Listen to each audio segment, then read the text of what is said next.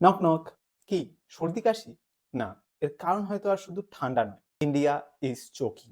হ্যাঁ, বায়ু দূষণ আর এখন বইয়ের পাতায় সীমিত নেই। ভারতে এটি এখন হেলথ এমার্জেন্সি। AQI মিটার, যা বায়ুর স্বচ্ছতা পরিমাপ করে।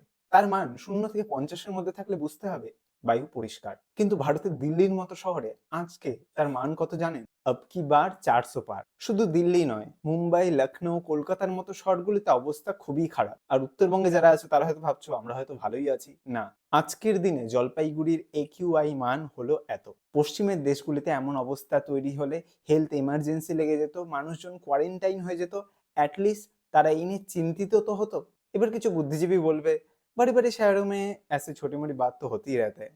नहीं, আজকের দিনে দাঁড়িয়ে টোকিওর একিউ মান এত, প্যারিসের একিউ মান এত।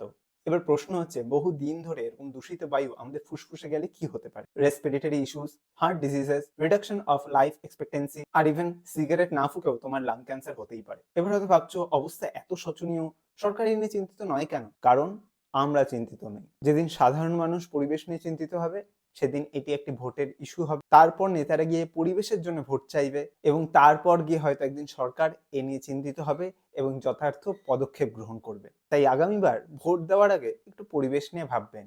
আর আপাতত মাস্ক পরবেন, সুরক্ষিত থাকবেন।